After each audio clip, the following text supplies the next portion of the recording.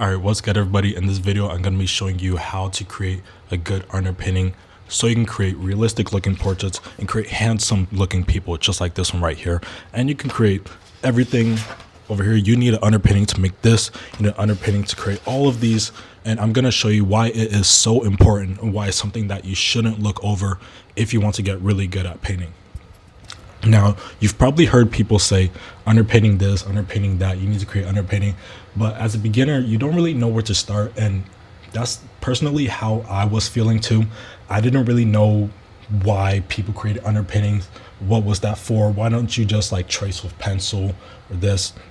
But after I joined my first art class, my teacher is actually the one that showed me how to create them and how to actually use them to help you out with your finishing stages in painting. Now, think of an underpainting like you're building a house, right?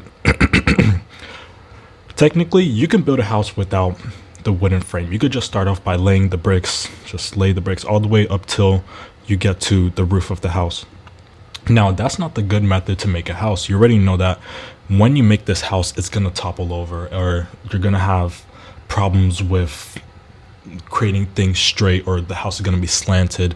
It's going to be very weak. But you know that once you have that steel frame or that wooden frame, the house is going to be strong and it's going to be straight and it's going to look good all the way from the beginning to the end. Now, what is on the blueprint is going to match what comes out in real life when you follow that structure. That's exactly what I want to get to over here with underpinnings. Now, underpinnings, the way how you start is you take a little bit of paint and you mix it with some paint thinner. Now, what the paint thinner is going to do is going to thin out the paint and is going to make it so that the paint dries faster, because we don't really want a thick layer of paint.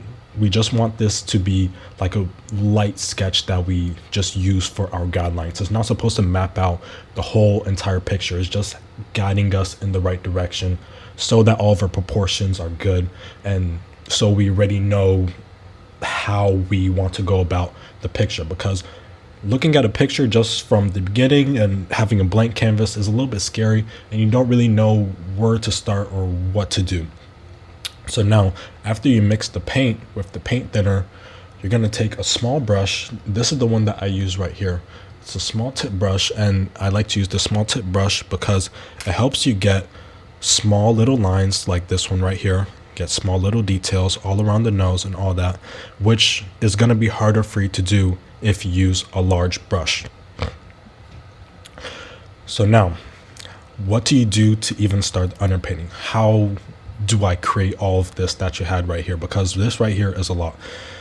And you actually start with the T method, which is what I put right here. Use the T method. What is the T method? You make a line right here. You just make a T, and the T is gonna map out where your eyes and the nose go, which are the most prominent features on the face. Now, the eyes and the nose are easy for you to transfer into your forehead, the cheeks, the chin, and all the above. But these are the main parts that we want to focus on, getting them in right proportion. So now, with the T, after you create this, the width of the T is supposed to be the width of the head that you want to be creating for your portrait. And that's exactly what I did right here. The width of the T is how wide I wanted this girl's face to be, and is how wide I wanted my face to be. And you're going to put a line straight in the middle of that T, and you're going to make it the length of the nose that you want. All right. And from here, after I did that, I moved onto the forehead and I created these lines to map out where the brow ridge is. And you're going to continue on the other side too. And from here, you can also create a little triangle to map out the bottom of the nose. I'm going to put a fast forward on the video screen right now so you can see exactly how I go about this process. And I do the same thing every single time. You want to stay consistent. As an artist, you want to have a consistent practice. You don't want to change up your methods every single time. You want to keep the same thought process every single time. You just want to sharpen up those skills. You don't want to change it completely. You just sharpen up those things. Think of it like you're Da Vinci. You already have the perfect map. You already have the perfect blueprint. You're just sharpening up things that need that little bit of smoothing out. All right. So After you do all that, then you're just going to move on to the hair, which is just a quick feature right here. I don't really map out all of the hair. I save that for the later stages because hair is not really that easy for you to map out, like all the curls and all that stuff. So I just skip over that. I just create a rough outline of the shape of the hair that I want, just like the one right here. Okay, and if you need some extra help on a step like this, there is actually a website that you should check out. It's called Be Funky, and it's going to help you get from a photo to a sketch. So you search up Be Funky photo to sketch. I actually have it in the link in the description right there. Click the link there. It's going to send you to a website. It's going to ask for your email, and over there you're going to get the free 7-step guide on painting portraits. It's very helpful. It's going to take you from zero to absolute hero. It doesn't matter. It's going to help you out if you want to learn how to create portraits from scratch. And this is the 7 steps that I use every single time. It's tried and tested. I bet you it's going to help you out no matter what level you are, beginner, intermediate, or if you're advanced. You can learn something from it. But over there in one of the steps, I have a link to the website, so you can click that and get it and keep it with you. It makes it very easy for you to access. And it's going to take you to the photo to sketch, and you upload your photo just like I did right here. Let me go to the website. You're going to upload your photo, and it's going to take a little bit, and you're going to click Sketcher GFX. It's going to be the top one right here. Now, I already uploaded my photo to here, so you already see that it's selected. But after you click Sketcher GFX, it's going to load for a little bit, but you're going to get to a place like this where you can drag the slider right here and get to the strength of the sketch that you want, or if you want it to be a little bit lighter, you can choose that too. Now, I like this middle place right here because the strong side is a little bit too much for me, and I don't really think that this looks exactly like me or how I want it, but I think that the middle is a good place to be at because I can still see where all of the shadows are and where the highlights are, and I can use the T method from here. You see that the eyes are aligned, and I can create the length of the nose that I would like. But this is for if you need extra help. I know that people are a little bit iffy on using AI and art, but I know how it is. But personally, I feel like if you're an absolute beginner, you don't know what to do, you're a little bit stuck, I think that this can be a good helping stone for you to use. But just don't become overly reliant on this. Just use this to help you out at your beginning stages, and eventually as you start to pick up on things, you start to pick up on patterns, you start to get your feet wet, you start to get a little bit more comfortable, then you can start to phase out of using this and start using the skill that you've built, so you don't need to use this anymore. But I think that's really helpful for beginners, so you know what you're actually looking at or how to start off your pictures. But yeah, check out the link in the description right there. Get the 7-step guide, and you're going to get the link to this website right here. But from here now, you want to draw all the shadows and the highlights of your photo too. And I think that you can see that very clearly over here. You're just going to map out where all these shadows are. You're going to map out where the highlights are, where the brightest areas are.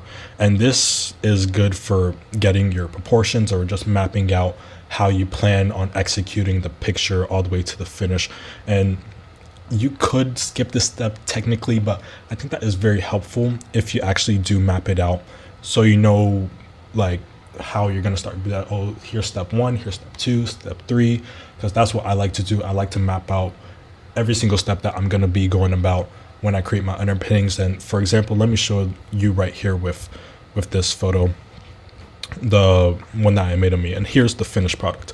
And the way how I start off is I map out where the shadows are, and I'm saying, okay, over here I'm going to fill this all out with the dark colors, and after I'm finished with that, I'm going to map out all of the mid tones right here, and I'm going to map out all of the white tones in this section right here. You see that I just split it up by phases, like the first phase, the second phase, and then the third phase, and you should try that too. All right, and from there, I think that is okay. Now, actually, you need to use features, the eyes, the nose, the tips, nose tips on your eyebrows to help you out with proportion alignment. And what I mean by this is when you look at this face right here, I use features to help me sort of build off of them, like leverage off of those features. Let me just show you what I'm talking about. I look at where the bottom of the ears are and I make a straight line because you see that they're aligned, and I look at where the bottom of the nose is going to be and I see that that's a little bit lower than where the bottom of the ears are. So I use those features to sort of like build off or gauge on how I should make my proportions. And that's the same with the eyes over here. You just create a straight line, and I see that the tips of the ears are a little bit higher. So I know that when I'm creating the trace, the ears shouldn't be at their peak, or the tip of my ear shouldn't be where my eyes are. It should be a little bit higher. And the same with my eyebrows too. My eyebrows should be aligned with the tips of my ears right here. And you can see that in the underpainting that I made. You see that I created this straight line, and the eyebrows are aligned with the tips of the ears.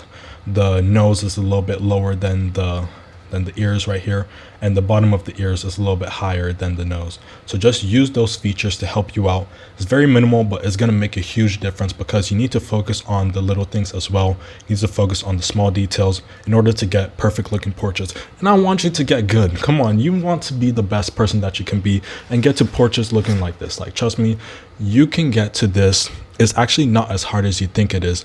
You just need to really focus on these small little things, and over time, it's not going to be in your next picture that you make. Over the next few pictures that you make, if you just focus on one tiny little detail and you try to sharpen that up, such as your proportion alignment or your mapping out of your phases, you're going to get good. And that's exactly what I did. I focus on small things and start building off of it. It's like exponential. You start off over here and you just focus on building new things, and then you start to pick up new trends and new skills, and it just keeps on going up from here. That's exactly where you want to be. And just follow these things, just give them a try, and you're going to see how it helps you out yourself if this is something that you want to get good at. And to help you out too, check out that 7-step guide in the description, and just type in your email. It's going to get you sent the 7-step guide on painting portraits. I made a 2.0 version of this recently, and I feel like the 2.0 version is way better than the first one. That's up for you to debate, but the 2.0 guide is showing you how to do exactly what I do, and is built in a similar structure as this. I show you photos in there, I show you the specific steps, and I made it very easy for you to digest. So yeah, definitely go check that out if you're interested in that. But apart from that, I want to thank you all for watching this video. And if you want to learn the mistakes to avoid when you're painting portraits, click the video on the screen right now, and I'll see you all over there.